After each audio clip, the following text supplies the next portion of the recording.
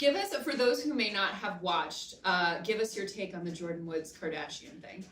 Okay. This is so trashy. Okay, so Jordan Woods used to be best friends with Kylie Jenner, and they were best friends for years, like from like middle school, maybe even like late elementary school, all the way through high school, and they both became like these big like social media presences, okay? And so a year ago, when was that video made? Last year? A while ago. There was a big friend breakup because Jordan Woods was out with Khloe Kardashian's baby daddy one night, and she says that he kissed her, and he says it was consensual, mutual on both sides, but that created a big scandal. Right. And so then Kylie is in the middle because Kylie is like really, really close with Khloe. And so Jordan becomes like the scapegoat, and all of the Kardashian Jenners, they descend down on her, like, you're bad, how could you do this? You betrayed us.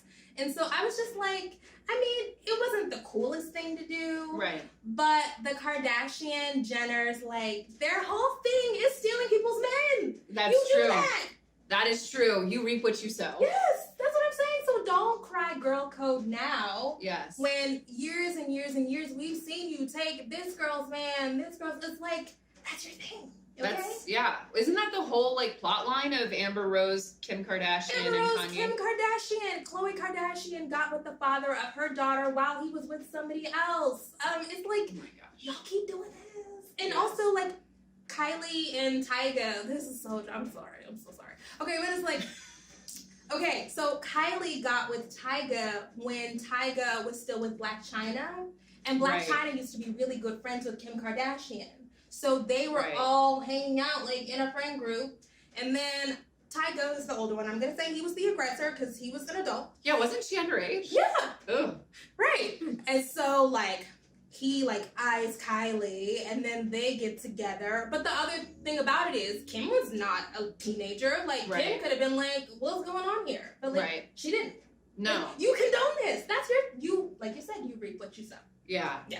I find it's so fascinating, like their role, the Kardashians' role in our culture, because I feel like I'm constantly hearing hot takes about how like the Kardashians are feminist icons. No. And I'm like, ooh, we really got to raise our standards for what we consider a feminist icon. But I do feel like we have a hard time as a culture separating out women who are financially successful and women who are feminists. Yeah. Like one does not equate to the other. But that's like the lean in feminism, right? Where it's like, for some people, their ultimate feminist goal is to get as much as men have, do exactly what men do. We want to be operating in the same exact playing fields and the same arenas as men. Right. And if we can do that and still be sexual and be unclothed and be moms, like that is what they are aspiring to. Right. I don't think that equates for liberation for most women. I don't necessarily think that amassing lots and lots of wealth, hoarding as much wealth as you can, I don't think that should be what we aspire to. That shouldn't be what we put on a pedestal. But for some women, that's it. I have lots of critiques of that. So if that is your realm of what you think feminism is, then like, yeah, like a Kim Kardashian is doing it. But like, does that trickle down?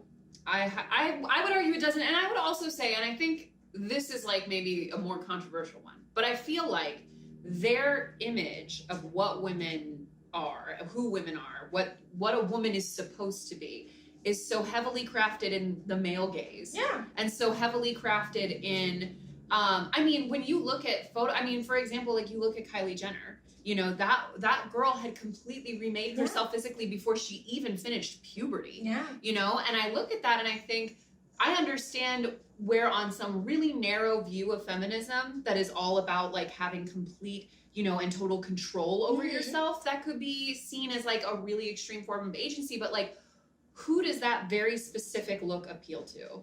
I think this stuff is so complicated and it's so tricky because it's like, if you're a woman, do I want you to be able to choose what you want for yourself?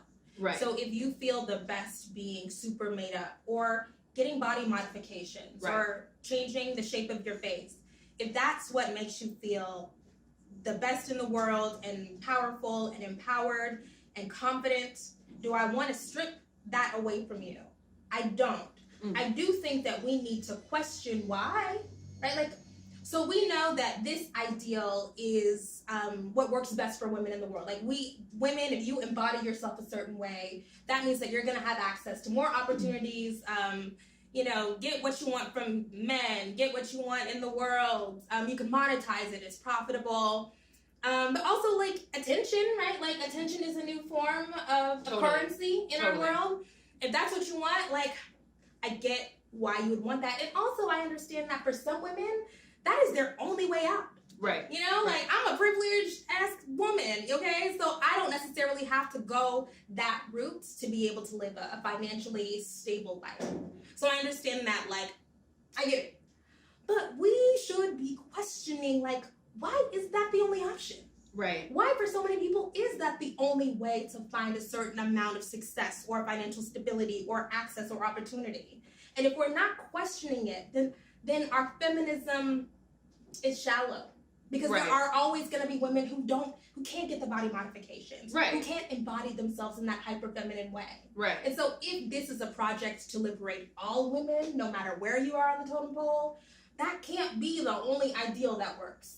Because ultimately, too, like that access to that comes down to money for the most part. I mean, yes, there are certain things that most income levels can access, but if you're talking about like the kind of changes that a Kardashian or an Instagram model or, even really to this point, like just a famous woman, the kinds of body modifications that they're doing, ultimately, that's just tens, if not hundreds of thousands of dollars. Right. I mean, it's money, but it's also about race. It's it's your gender presentation, right? Like if you are a masculine leaning woman, like you're never going to be able to do that, or you're going to have to change certain parts of it's like all of this stuff intersects in ways that it's just unattainable for the vast majority of women. Right. And so if we are serious about the project of feminism, if we're serious about what I would call social transformation, then we have to be questioning it every step of the way. And I want to question it, and I don't want to be too hard on the women who choose that, because I get it, like we're just navigating these systems we didn't create. I get it. But let's just be cognizant, right? Like let's not just let that stuff go unchecked.